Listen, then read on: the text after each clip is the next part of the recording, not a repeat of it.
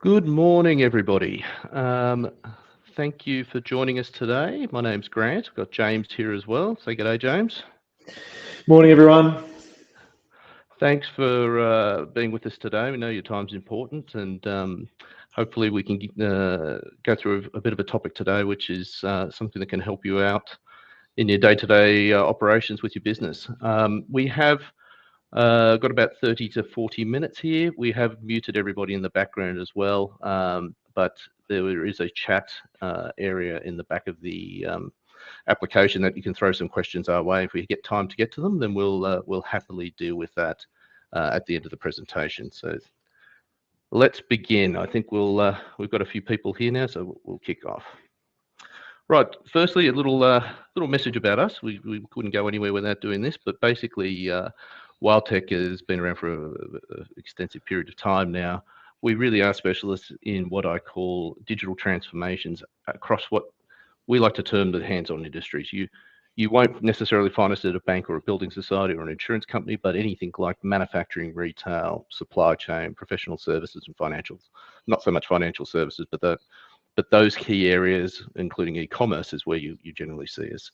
So we do look a lot around not just technology, but process optimization, consolidation of systems which are not talking, and really looking at the end-to-end application flow and information flow across businesses to get the best outcomes for our customers. A little bit about ourselves.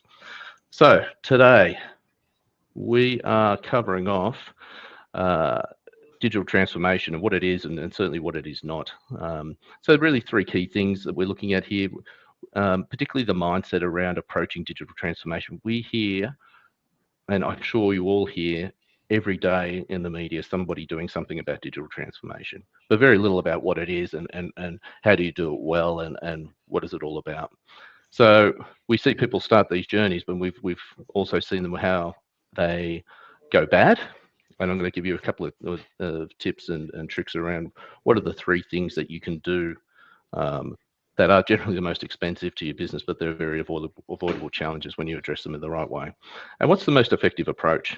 And really around digital transformation, again, addressing what it is, but also understanding that digital transformation is not just a 3-month implementation of technology. It's actually something that your business should be having as a roadmap that takes it from now into the next sort of 10 years. So that's really how we'll cover off today. Big topic, and I'm sure there'll be plenty of questions as we move through it.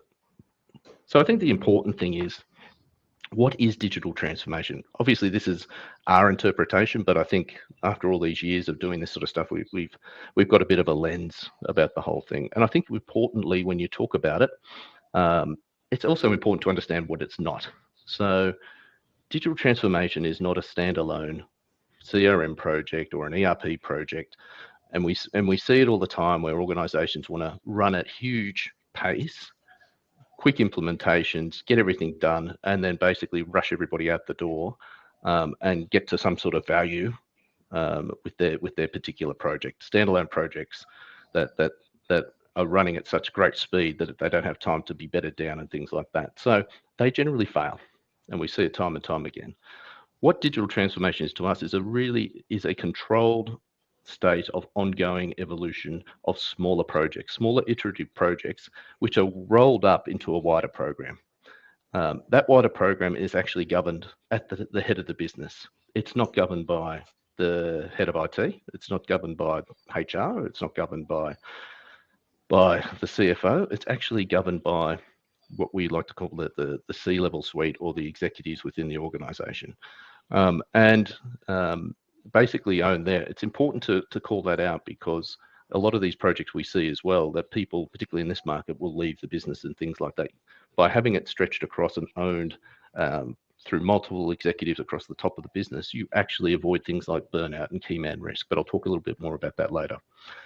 So how does it all come together? And really, I think I'll spend a bit of time just talking about how I see these things work well and what doesn't work well. But I think planning at the very top of this picture here is actually key.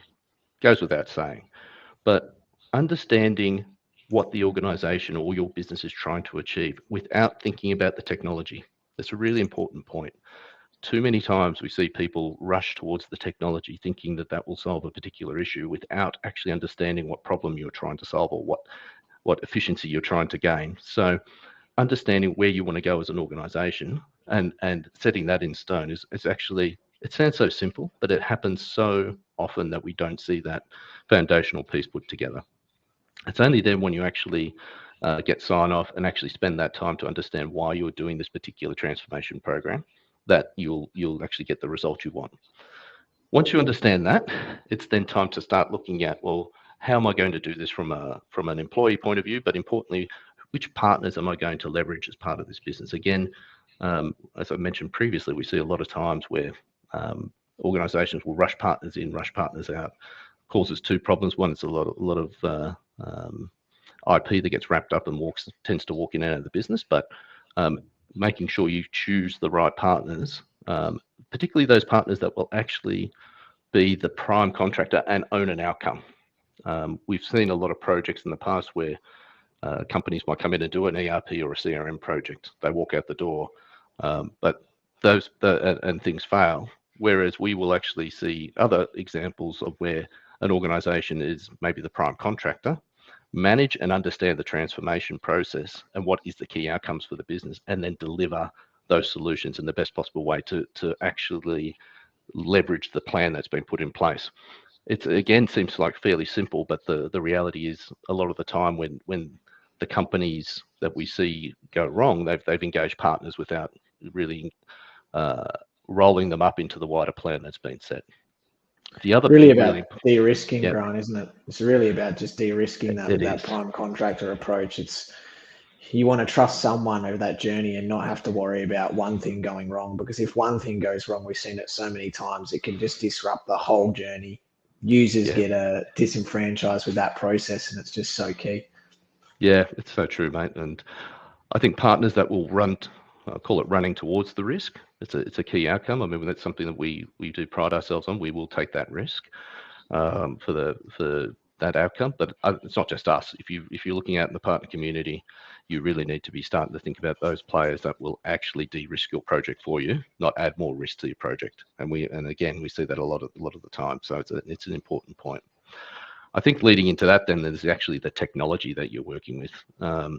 So again, having once you've chosen your partners, understanding what is your technology that you're implementing here at an architectural level that's got to talk to each other. All these various pieces have to talk. You might have an ERP, a CRM, a HCM product, a planning system, POS systems, e-commerce platforms.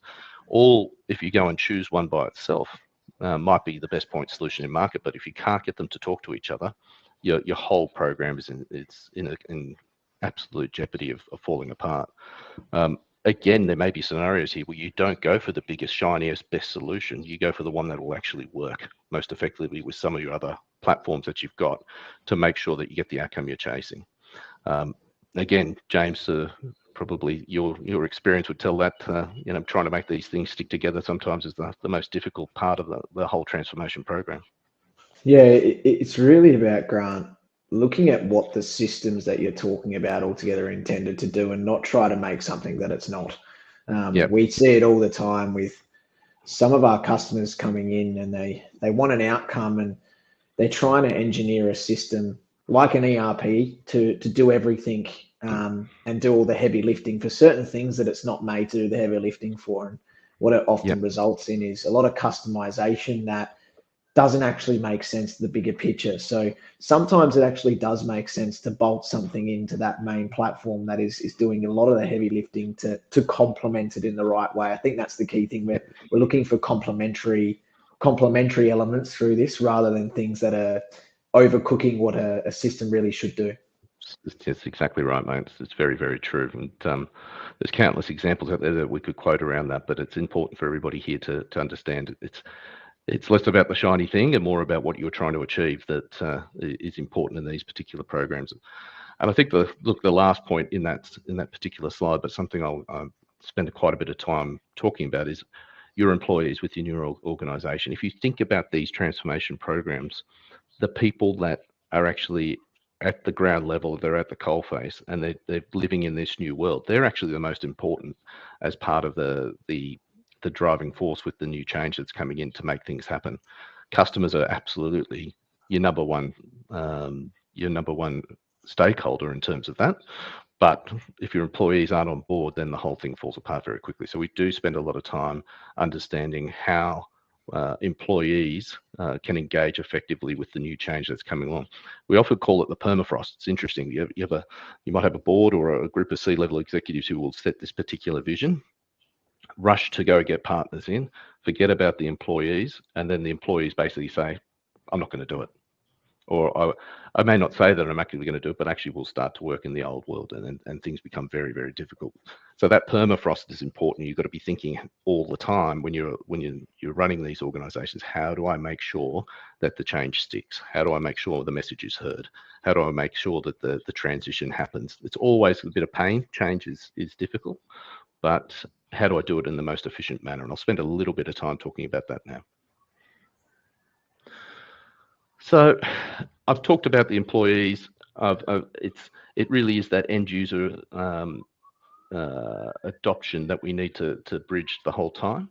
And it's all about what happens once you bring in this new technology. But what we find is the people who will talk about change management and focus in on it, but they don't actually really understand what the change management mindset needs to be. Change management is not just training. I can't say it more than, I'll talk to them, I'm blue in the face about this. Change management is focused on 4 key areas. We have our own methodology that we built out over the years. It's called 246. And again, if anybody wants information about the change programs that we run, at the end of the presentation, more than happy to have share some information around that. But the things that I like to concentrate on are in 4 areas. The first one is sponsorship. The second one is training needs analysis. The third is communication and two-way communication. And the final one is organization impact. They are 4 separate streams, but they are all interconnected. You cannot do one without the other. Otherwise you have failure. But when we talk about sponsorship is around that. Who are the key sponsors within the program that are visibly and actively and effectively pushing the particular program and communicating why this particular transitional transformation is happening? If you don't have effective sponsorship, if the C level is quiet and you're leaving it to the IT team to come up with the reasons why, again, we see it so many times that when the change is required or a new world is coming on board, if that sponsorship is not enforcing that change, you basically, one of 2 things happen. People either don't operate in the new world or they leave the business and you've got to start again. So sponsorship and being very visible is so key about the whole thing. The training needs analysis is important as well, because sometimes we see it a lot in some industries like manufacturing, where there are very, very disparate skill sets within your organization. Not everybody can use the platforms in a particular way. Some people, are scared of using a mouse. I've seen that a few times in training programs as well. So the training needs analysis is actually going to that level of going, right, what are the people doing in the new world, and how do we train them effectively so that they can actually absorb and adopt to the new way of doing things? If you don't do that particular piece of work and you just do a generic training program or even train the trainer, you're fraught with a bit of danger there in terms of what will actually happen. People forget, people want to go back to the old way. So really understanding and tailoring that training to the organization is really important. Communication, I put there, it's communication is around two-way communication, giving people the opportunity to ask questions. Not just a newsletter, not just a where are we in the project, it's actually providing that ability to go, what's in this for me? What are the changes going to be? Are things like my job going to be changed? Do I have a job at the end of this particular program? All those things, believe it or not, we see time and time again that people don't get that opportunity, and then they start feeling, if they don't have the information, they'll fill it with their own thoughts. In which case, then you end up in a situation where people, again, leave the business or move on or just actively wide out the program. So it's a very, very important thing to take into account. Final one's org impact. It's a bit of an obvious one that you see out there, but it's so often the one that's missed is what is actually going to happen to the business? What is going to happen to the people? Do you need more people in the organization? Do you need less? And in which case, how does all that sort of roll up into again, things like your sponsorship program into your communication programs. And I think you can see there that they're all intertwined. The org impact is intertwined into your messaging. The sponsorship is intertwined into your communication. Your training needs analysis is intertwined with the org impact. They all are connected. And if you don't think of it in that particular manner, you run into trouble, because so many times you get conflicting messages, for example, around the fact that people might be losing their jobs as part of the program, and the sponsor goes, no, they're not. Then somebody wouldn't go, well, there might be something. And all of a sudden you start losing direction and momentum because you're conflicted about what you're actually trying to communicate to your business. So it's important that a change management program is encompassing not just training, but these 4 areas. And again, there's actually a lot more to this than just these 4 areas. But yeah, addressing it as an interconnected living being as part of the program is really important to do. So, Jimmy, any questions, anything about that?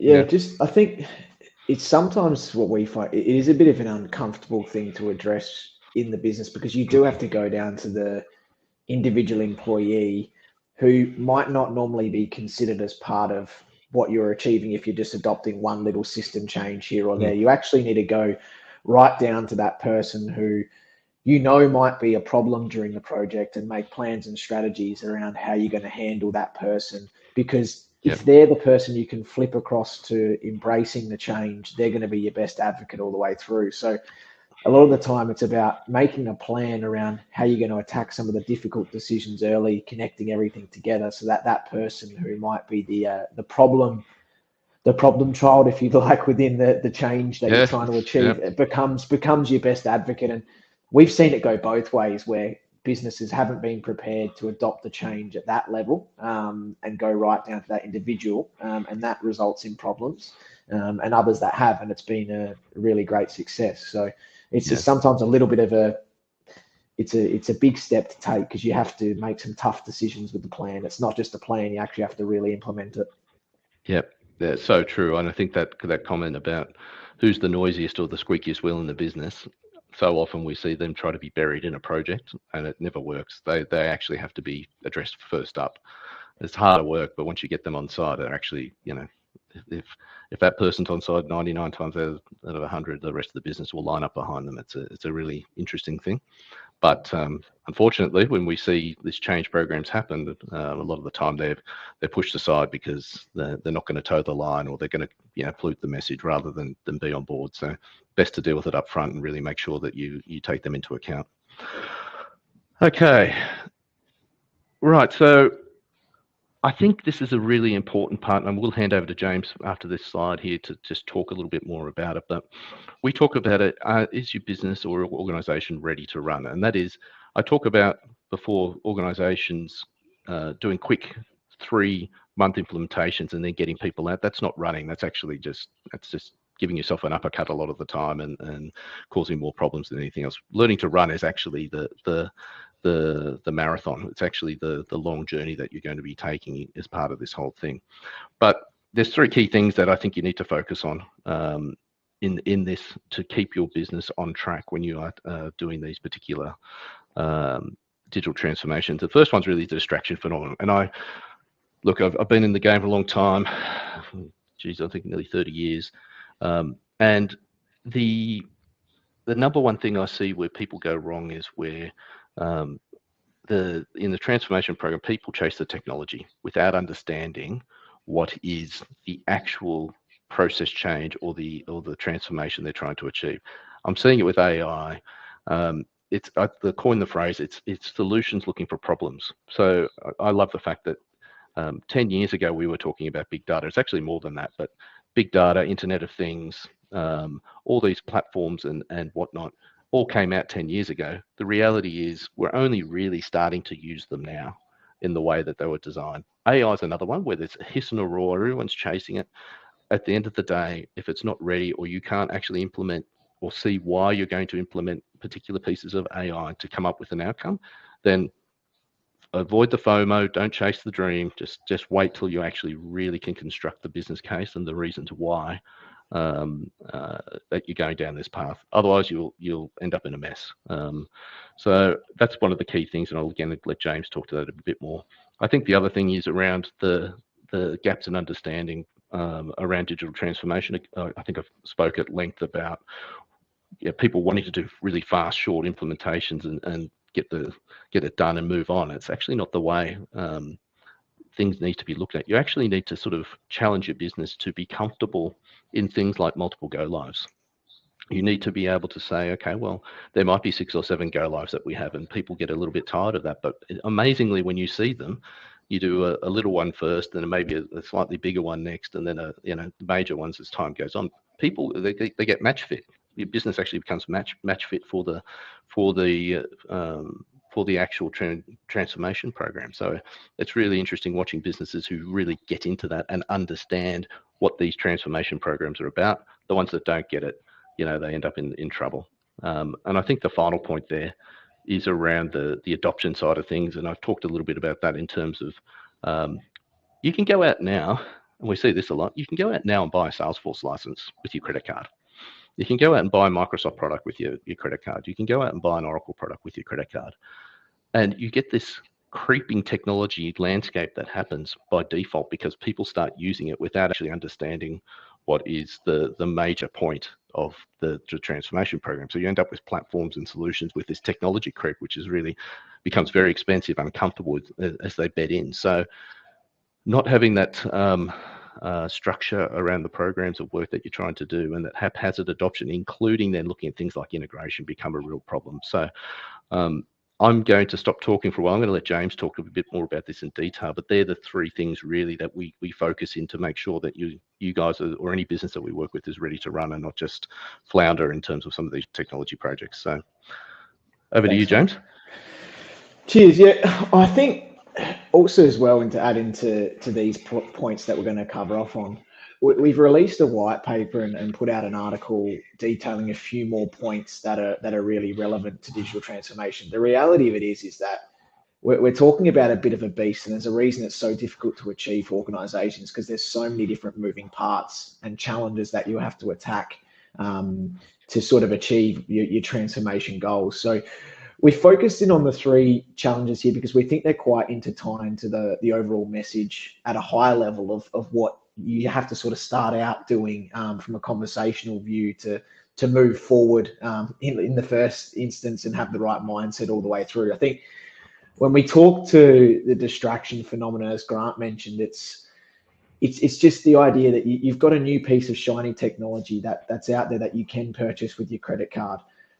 You can easily go and purchase that and think about what it's going to solve within your business, but you might not realize that the features and offerings in that product might not be able to be used alongside the rest of your system architecture because the system's designed on a platform that won't integrate well with your existing platforms that you're playing with. So we see that quite a lot. A business will go ahead and in a CRM space, we'll purchase a CRM tool off the shelf, not realizing that CRM tool won't connect up to the ERP system or the system they've got that controls all of their lead gen and management and so on from that end. So you have a sales team running on one platform and then an operational team who have to manually key in orders afterwards, and it creates actually a big problem within that business. So it's really important when you think about the distraction phenomenon to think about how the emerging technologies that you're dealing in, and generative AI is a great tool. It's easy to get an answer right now. You can type something in online and have a response back in 5 seconds, but you really have to think about how a tool like that is built in terms of its infrastructure and what strategy it is around what you're using it for to make sure you're not wasting your money by just using that tool. So really need to be focused on not being swayed by the sort of allure of the new technology. That new shiny thing will have a purpose, but you've got to think about that new shiny thing holistically within your business because you're going to run into problems. Grant, we see it all the time, mate, with companies who come in, they've got 15 different systems, all trying to do different things. A lot of the time, one system is doing the same thing as another, and they don't even realize it because they didn't buy it for that purpose, but that tool's got another function at the back end. Yeah, look, it's such a strong point, and I think not picking on AI, but I will for 2 seconds. When ChatGPT first came out, there was, oh my God, all lawyers are gone and accountants are gone and everything else, and it's been really interesting talking to my friends in the legal community and asking them the questions. Are they worried about ChatGPT as it currently stands. And the general consensus is, well, we were at the start, but then when we've realised that a lot of the people who are writing contracts are writing information or their contracts on legislation that's already obsolete or old because ChatGPT only had the information loaded to 2021. We're very excited, and because we know that when these cases come up or there is any contract disputes, the contracts that have been written with ChatGPT are actually going to be incorrect. So it's again, people who are rushing to the shiny thing, like you said, James. It will come, the time will be right, but let's avoid the glitz and the glamour of the whole thing, and just make sure it's fit for purpose. If it's not fit for purpose, stick to your guns, understand what you're trying to do as a transformation program, and make sure the technology aligns and gives you what you need, not the other way around. And you end up chasing and driving technology solutions which are actually detrimental to your business. So that's my way of thinking about it. Yeah, it's a good point, mate. And you just have to, I think as well, we sometimes, when you talk to just dollars involved, if something is cheaper and it's going to provide an easy win, it's easier to get it past the board. It's easy to get it past the C-level exec. And what it sort of leads into is the next point. And the points we'll talk about in gaps in understanding and then haphazard adoption really are all intertwined to everything we've been discussing so far. So when we talk to the gap in understanding, it's basically not realizing what you're trying to achieve out of bringing in a new system or a suite of systems altogether. So a good example is we're going to put in a range of systems, but we're not going to adopt a change management plan about how they're all going to come together. We're going to hire a CTO or someone who might have done something like this before, rely on them to make all the decisions, and then we don't have to be involved in the process. Good example there, the executive, the sponsors are not involved. And then what ends up happening is that new person who's come in can offside a lot of the people because they're not actually part of the business. They haven't been part of that growth that you've probably gone through as a business. And then you end up in a scenario where people are disenfranchised and the system and settings will fall down, not because that person hasn't got it all set up in the right way in terms of integration and different platforms that play together, but there's been a gap in understanding from the change element that's involved because it's not actually aligned to the organizational goals that you're essentially trying to achieve. So the end result of having a gap in understanding sometimes is you miss a lot of opportunities because you actually create inefficiencies in the background, and you're not really harnessing what digital transformation can do. And Grant, I think about that match fit example, like you spoke about. If it's done correctly and you understand the idea of quick go lives and getting things done in segments, you're going to be able to train your team better, and you're going to be able to make sure you structure it in the right way. That level of understanding of something like that's really important. If you go about approach of not taking that sort of staggered way through, you're going to run into problems as well. So the gaps in understanding, I guess, really leads into haphazard adoption. Do you have any thoughts, Grant, around the gaps in understanding? I think we've gone through a lot of it so far. It really is intertwined to a lot of the things. It's all connected. It's all connected. But I think it's a really interesting point. And to, again, just being a little bit counterintuitive, that a lot of the times when you start these transformation programs, people start to do things in a way to avoid the go lives. It's like it's this big rush up to the go live, and then everybody sort of loses their brain for a couple of weeks, and then the system kind of beds in, and then there's potentially a lot of issues there and whatnot with these big bang approaches that happen. The businesses that succeed are the ones that really embrace that concept of being, okay, we're going to have multiple go lives. There's going to be this uncomfortable feeling and a little bit of anxiety around each one. But I tell you now, the ones that do it right, and maybe you pick a small hurdle to jump over first, something that you know is going to work. But the confidence you get by going through a go live and then saying, right, okay, we're now going to continue on with our next stage of the journey.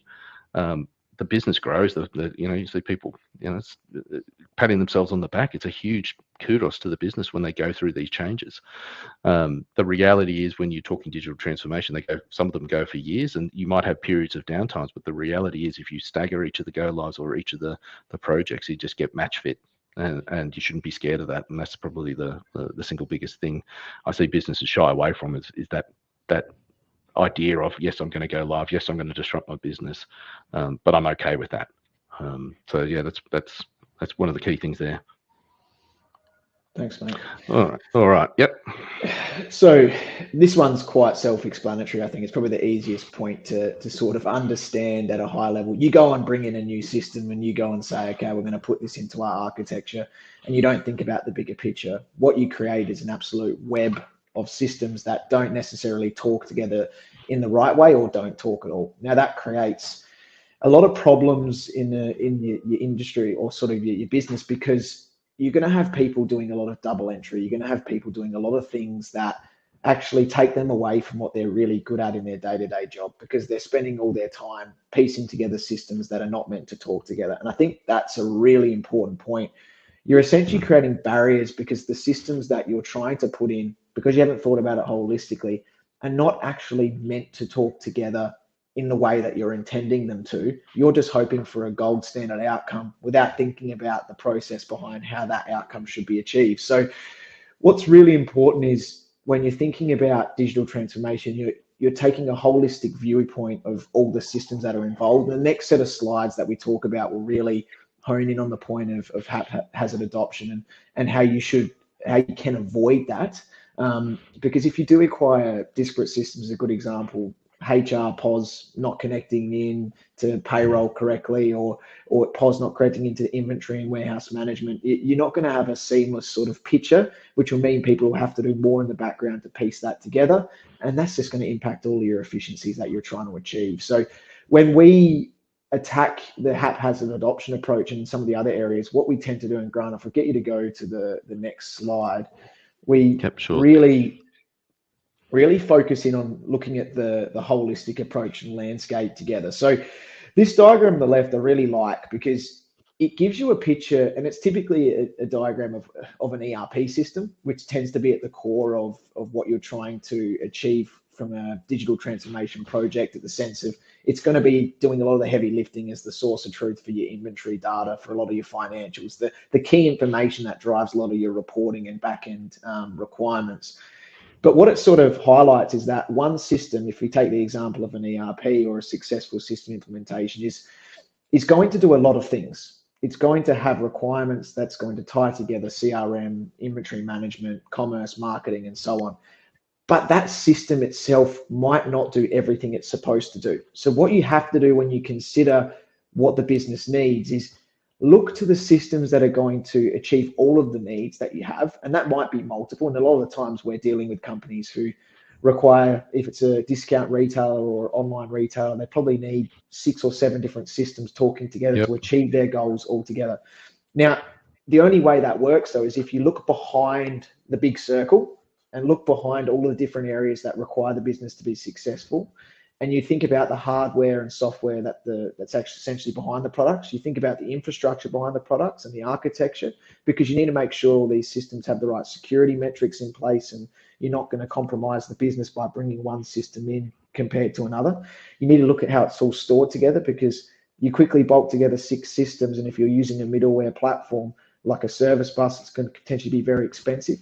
Other times customers have their Yep. own data warehouses that are also expensive. So Yeah. what you essentially need to do at a high level is look to all of the systems that you're essentially trying to bring in, understand where they all fit within the bigger picture of the business. So that diagram on the left-hand side, what systems fit in where, and do they make sense in terms of where they fit?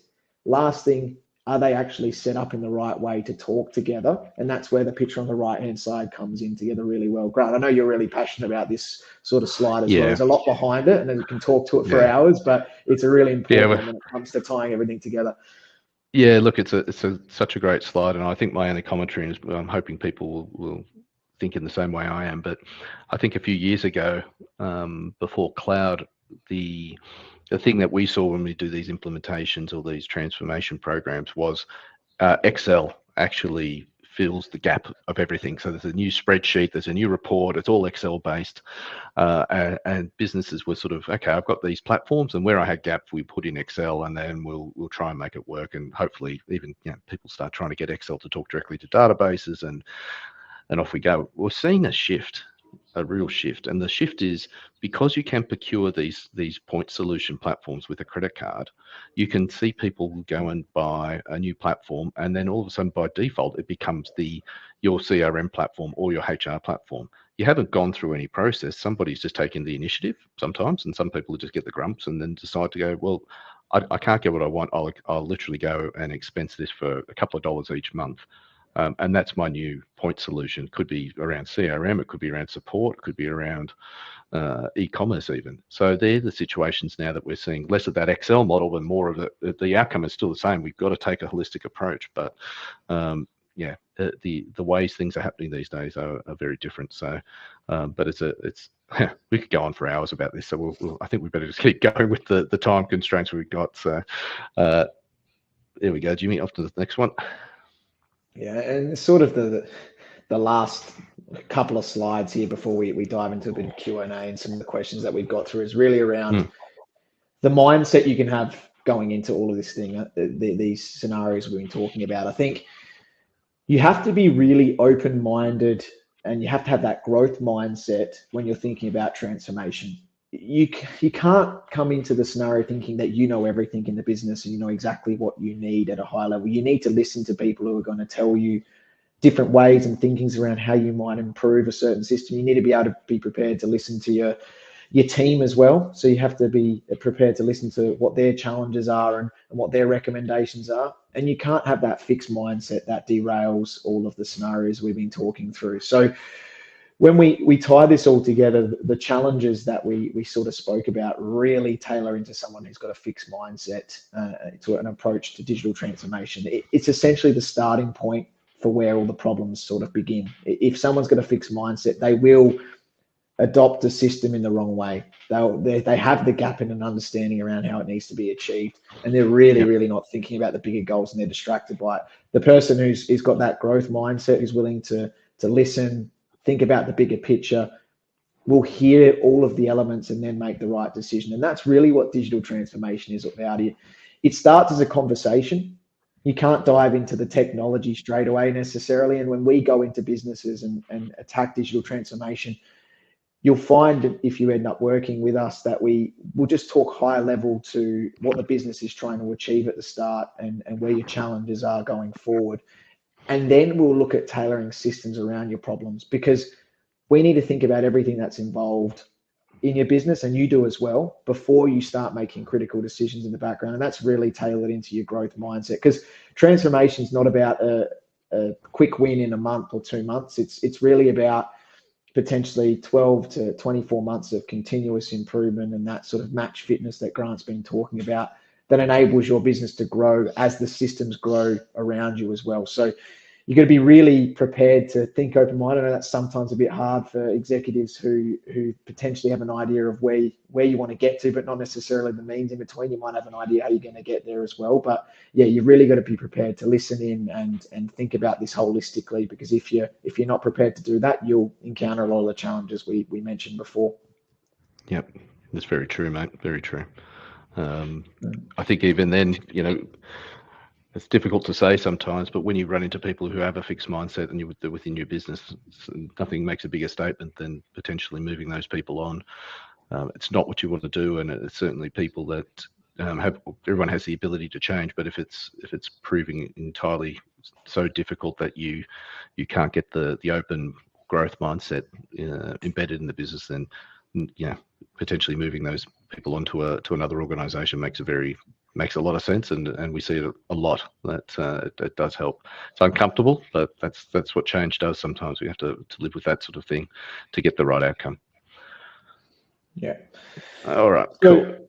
So, in terms of, I'll quickly skip through the next couple of slides, conscious of our time and everyone on the call.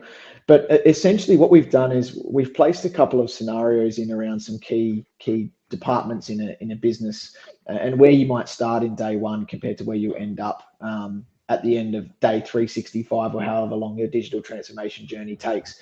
It's really important to map out these scenarios to understand the value of your employees and what work they're currently doing and what they could be doing in the future. So this is actually a couple of our real examples that we've handled. We've obviously omitted out all of the names and stuff in between, but from a finance, procurement and sales team, we have a day zero picture where a lot of the processes are manual.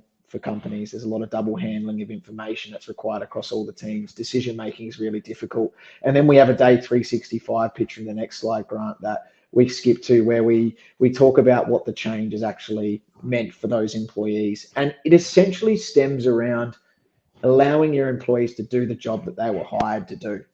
That the employees really hired to be an expert in merchandise planning, if we're talking retail. What they're doing is piecing together information because they've got no real-time stock visibility because the POS is not connected up to the inventory management system. By connecting those two up together, you're essentially enabling that employee to do their job and make the right decisions in the procurement area that they need to. So it's just a good example of a visualization. The slide deck and the recording will be sent out for you to digest a bit more following this meeting. But in the interest of time, I think, Grant, we go to the next slide and get some of the Q&A questions that we need to. Yep, perfect. The last bit there, mate. Do you want to just quickly talk with a little bit of self-promotion here?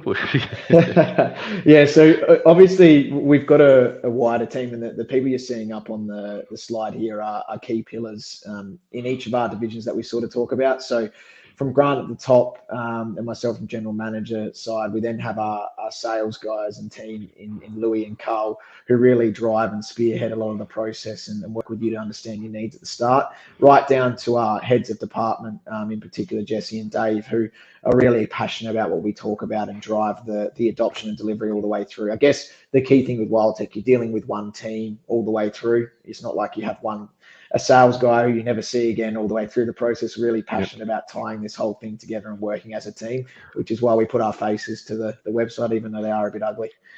At least the black and white gets rid of some of the grey for me. But I think one last point on this is that the team here that you see on this side, there's obviously a much wider team that's as part of this business, but we're in the corner of working with our customers. And we do tend to go against the grain of what some of the technology providers have to say. So some of them are out there sort of saying, look, you need to just adopt everything we say you're going to adopt. We've got 30,000 customers. There's nothing we haven't seen before. And that's the way you should go about things. We take a very different approach, which is actually your business exists, your organization exists because of some very specific IP that's made you successful. Let's make sure that any of these transformation programs, we ignore the technology in the first instance because we want to make sure we not only preserve that IP that you've got, but we also enhance it to make sure that you're competitive in market and you continue to grow at the pace that you are. So very different way of thinking about things than some of the technology providers out there. Okay, we are running short on time, so I'm going to dive into some questions now. James, you got a couple there? Yeah, we do. And a couple off the back of our recent white paper that we released, that's all over our LinkedIn pages. Yep. Basically, the first question, I guess, mate, it's always starts off, and it's an obvious one, is where do you start with the journey? Where do we go? How do we get moving? Yeah, it's such a good question because it's really got to start. It's always at the top of the slide. It's always at the top of the chain, and it's really around working with the board or the executive team within the business to really understand. I call it true north, which is where we're going. We're going to embark on a bit of a journey here, more than a bit of a journey. It's a massive program of change. We are going to disrupt the business, but we have to look forward to that and be brave about that. But we need to understand where we're headed with this thing. So understanding that true north, getting it across the multiple executives. You can even call it the project steering committee or project board, but it's effectively the executives within the business all aligning behind the plan of what the transformation program is going to look like. There is no point going out to market, in my opinion, going out to market and looking for what's out there before you actually do this. Because again, if you start chipping around, looking at things, then you end up in a situation where you start chasing the shiny thing, and that's the worst outcome that we see happens out there.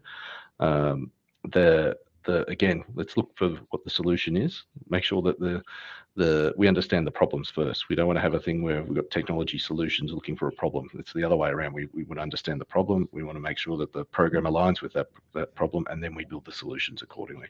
That starts at the top, very first thing. That could take a while. It can take 3-4 months to just get everybody aligned, but that's the way it's got to be adopted if you want a successful outcome. Yeah, it's a good point, mate. Yeah. This thing is not we're not looking for a short win with this. It's going to take No. time and energy. It's all the way through. It's Yeah. something that's a bit difficult to achieve. We Yeah. actually a question that came through from the audience that we've got on the call around sponsorship. So when we talk Yep. about sponsorship, the question is when we talk about sponsorship, do you mean decision makers that decide on and controls funding? And I guess the answer to that is absolutely. The people you're talking at a sponsorship level need to be the people who can deal with the end difficult decision if it needs to be made. So that trigger point. What are we going to do in this scenario if we need to dive into funding this thing? What do we need to do if we have an employee who is not coming along for the ride and is someone we have to Yep. think about and manage out of this process? The person who can make the ultimate decision has to be this person who's driving the sponsorship lens. They sit back Yep. from the project. They're not the person who is involved in the day-to-day decision making around the project. A lot of decisions are made. They're the person who's at the steerco. They're the person who's sitting Yep. there, hearing the high-level progress and making decisions at that end point as that ultimate authority. Now, typically sponsorship involves sponsorship from the implementation side as well. So not just your business's team. You need to be working alongside a sponsor on the Wild Tech team, as an example, together to make the decisions that are required. Yeah, it's such a good point. And I think there's one last thing around sponsorship. You always have an executive sponsor, generally the CEO, maybe the CFO, depending on what's going on. But you can also have sponsors that will step into the project because that's the particular phase you're working on at that point in time. So maybe a director of HR might step in and be a co-sponsor of the project while things are happening, because that's the area of most focus. They may, as that goes live with the particular solution, they may check out. The executive sponsor always stays the same, but then you might actually have someone else step into the breach to be the sponsor as the next phases come along. I've seen that work very effectively. It can get confusing for people. Sometimes it's just easier one sponsor, one program, but for the larger programs, sometimes it's also important to have never more than two. That's my key counsel, but certainly those sponsors are being able to be flexible with that is also something that I've seen work very well. Yeah, that's it, mate. There's a couple of quick questions we can rattle through. We are over. Yep. And we might just quickly get through them. The other question we've got is, in tight labour markets, how do we ensure projects can deal with key person risk? I mean, we all experience that. We all know that one. Oh my Hiring gosh, all the time. Yeah. Look, it's no shock to anybody on this call. The market's tight. People change. People shift. People leave. And really making it bigger than that one person is so important. Typically what I see happens if you don't stretch this out across multiple resources and multiple sponsors or the exec team, for example, and somebody does leave, you meander into a technology project very quickly.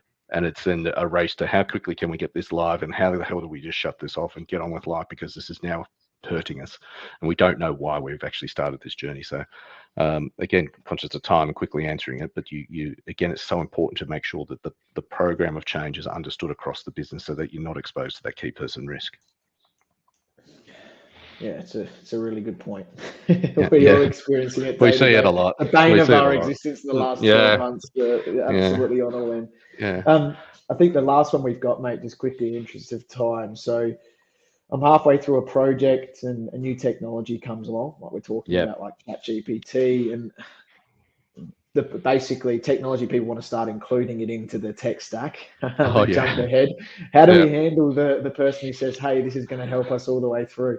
Yeah, look, again, it comes back to understanding that original thought process around what's your true north, why are we doing this?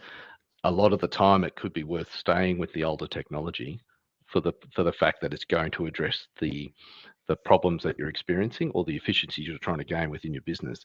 If chasing the dream or chasing the firefly or whatever can distract the business and end up into one of those very expensive pitfalls where the new shiny thing becomes the crux of the project and everything gets lost. So always ground yourself back into the plan, why we're doing it. Forget the technology as much as you can. Look, sure, have a look at what's out there sometimes, but your program is designed to be delivered good programs are designed to be delivered in a particular manner, in a particular way to get your outcome that you need. So staying the course and making sure you've got that in mind is just so important. Otherwise, you'll get lost. Okay. Just conscious, Grant, we got one more question from the audience that's come through. So quickly, you can probably answer that one. It's good we're getting a few of these questions through at the end. We Yeah, probably need more yeah, time for Q&A next time. We just talk too much. yeah, So how much planning should we do internally before reaching out to someone like you? I can answer this one. I think yeah. You the go, mate. reality of it is that there's no perfect time to reach out. Like from our end, we're not fussed if you're starting out on the journey or if you're 3 months down the line of planning and talking through it yourselves. We Mm, are interested in the long game with you because we're taking on a big project with you all the way through. So when we think about coming to us and talking through, if it's just a conversation, and that's fine. You can come to us right at the start of your journey and we can work with you right until the point you're at the scenario of actually committing to doing something, where we know these projects require a lot of thought and external thinking before they can happen. And we're not the type of company to sit back and say, you're in a planning phase, we're not going to talk to you. We will be yeah, willing to talk to you all the way through and guide you through the journey. We know that the scenario you want to hit at the end of the day is a project, and if it doesn't eventuate, it's because there's something else happening, and we're happy to take that risk, I suppose, of that occurring, because you're going through a learning process yourself, and we're willing to transpose our knowledge to you and your business as well as our own, because we learn a lot as well, learning about your business and what you're trying to do as well. So it's good for us on both ends. yeah. Perfect. Sooner the better in my mind, James. To your point, mate. Yeah, we're not going to lose sleep about having early conversations. I think it all helps with that. But if you're 3 months down the journey and you want some advice, I'm happy to pitch in as well. Again, we're that type of business that likes to look at the risk and help it out rather than run away from it the other direction. So we are 6 minutes over. So for those that have stayed on, thank you so much. We really do hope that you've got something out of today. We are more than happy to leap in, have detailed conversations around anything that we highlighted, change management, the planning side, any of the key things that you have when you get these digital transformations off the ground and starting to get them into reality. So please reach out and we can go from there. Again, thank you for your time. Really appreciate it. Thanks, everyone. Thank you.